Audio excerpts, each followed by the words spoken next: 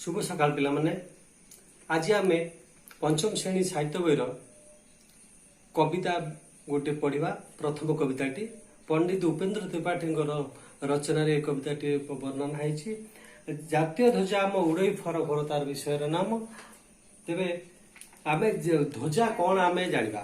ध्वजा कहले आम पताका को बुझा जाए।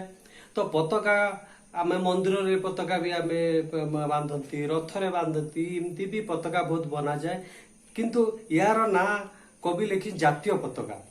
पताका आम जातिर प्रतीक हिसाब से आम को पताका नि जाए। आम अगस्ट 15 जनवरी 26 के आम स्कूल मानक पताका उड़ाती, ताकू जातीय पताका कह जाए। क्या त्रिरंगा पताका को जातीय पताका कह जाए। कवि तांको भाषा रे तांको भाव रे आमर ये जो कविताटी को रचना करचंती। आमे तार भावबोध को बुझिबा एवं आम आम भारतीयता आम भितर केमती जागृत करचंती ता विषय आमे जानिबा। तेबे आमे वर्तमान कविताटा को पढ़िबा एवं बुझिबा। विदेशी शासन रे अधीन थिला देश, से काले भोगुथिलु केते जे आमे क्लेश। स्वाधीन आजी आमे काहाकु नाही डर, जातीय ध्वजा आम उड़ई फर फर। एणिकी भल जाहा करिबु सेई काम, जातिर इतिहासे रहिब आम नाम। कर्तव्य पथ धरी होइबु अग्रसर, जातीय ध्वजा आम उड़ई फर फर। भोकिला होई आउ रहिबे नाही केही, रखिबु जाति टेक निजकु बळी देई। स्वदेश सेवा व्रत करिबु जीवनर, जातीय ध्वजा आम उड़ई फर फर। अछुआ नुहे केही सबिए भाई आम, सभिंक हित पाई करिबु आमे काम। समस्ते आपणार जणे के नुहे पर, जातीय ध्वजा आम उड़ई फर फर।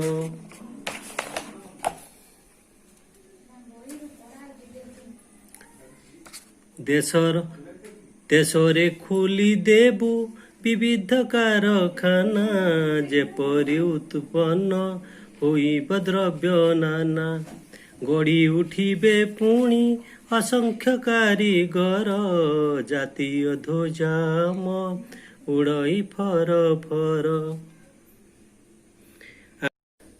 आमे जे वीर जाति नहिबु नाही मथा, करिबु प्राण देई कहिबु जेउ कथा।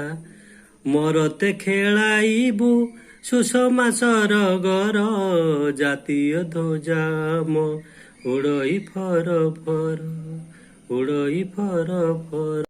तेबे पिला माने ये कवितार आम किसी कठिन शब्द अर्थ जानिबा बुझिबा। तेबे विदेशी विदेशी माने कौन? बाहर देशर लोक। से काल से समय बा से समय क्लेश क्लेश माने दुख। ध्वजा मु तुमको कही ध्वजा माने पताका। कर्तव्य कर्तव्य माने कर्म बा काम करने को कर्तव्य कह जाए। पथ पथ माने रास्ता। अग्रसर अग्रसर माने आगेवा। स्वदेश स्वदेश माने निज देश। आम निज देश किए? भारत। सभ्ये सभ्ये माने आमे समस्ते। हित हित माने भल। विविध विविध माने अनेक बा विभिन्न। उत्पन्न माने सृष्टि। द्रव्य जिनिस यथा विभिन्न प्रकार जिनिस। प्राण प्राण है जीवन। मरते मरते बा पृथ्वी रे। पिला माने कवितार सारमर्म होची पूर्व काल आगु विदेशी माने जानिच इंग्रेज माने आमको बहुत दिन शासन करथिले। अलग शासक माने करथिले। विदेशी माने आम देश को शासन कला बेले आम अधीन थिले। आम बहुत दुख कष्ट सही। तेणु बर्तमान से बेल ना ବର୍ତ୍ତମାନ ଆମ ଦେଶ ସ୍ୱାଧୀନତାର ପ୍ରତୀକ ସ୍ୱରୂପ ଆମର ଜାତୀୟ ପତାକା ଫରଫର ହେଇ ଉଡୁଛି। ଆମ ଜାତୀୟ ପତାକା ଆମ ଗୌରବର ପ୍ରତୀକ। ଏଣିକି ଆମେ ଆଉ କାହାକୁ ଡରିବା ନାହିଁ।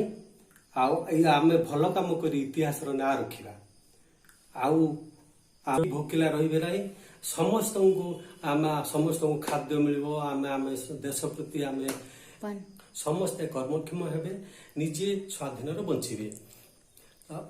ତେବେ ଆମେ ଦେଶ ପାଇଁ ଆମେ ଆମ କାମ କରି ଆମ ଦେଶ ପାଇଁ ବଳିଦାନ ଦେବା, ଆମ ଜାତିର ଟେକ ରଖିବା। ଆଉ ସବୁଠୁ ବଡ଼ କଥା ହେଲା ଆମର ଜାତିଭେଦ, ଛୁଆଁ ଅଛୁଆଁ ଏସବୁ ଜିନିଷ ଆଉ ରହିବ ନାହିଁ। ଛୁଆଁ ଭେଦଭାବକୁ ଆମେ ଉଠେଇଦେବା ଆଉ ସମସ୍ତଙ୍କ ମଙ୍ଗଳ କାମନା କରିବା। ଆଉ ଆମ ଦେଶର ଉନ୍ନତି ପାଇଁ ଆମେ ବିଭିନ୍ନ କଳକାରଖାନା ମାନ ସୃଷ୍ଟି କରିବା, ଯାହା ଫଳରେ ଆମ ଦେଶରେ ଅନେକ କାରିଗର ସୃଷ୍ଟି ହେବେ। ଆଉ ସେଇ କାରିଗର ବା ଯୋଉ ସୃଷ୍ଟି ହେବେ ସେମାନେ କର୍ମ ନିଯୁକ୍ତି ପାଇବେ, ଆଉ ଅଭାବ ରହିବ ନାହିଁ। ଆମେ ଭାରତର କୋଟି କୋଟି ଜନତା ଆସ, ଯେ ଯୋଉଠି ଅଛ, ଆମେ ଶପଥ କରିବା ଆମ ଭାରତ ମାତା ପାଇଁ କାମ କରିବା ଆଉ ସାରା ବିଶ୍ୱରେ ଆମ ଭାରତକୁ ଗୌରବମଣ୍ଡିତ କରିବା। ଆଉ ଏତିକି ମୁଁ କହି ଆଜିକାର କ୍ଲାସ ସମାପ୍ତ କରୁଛି।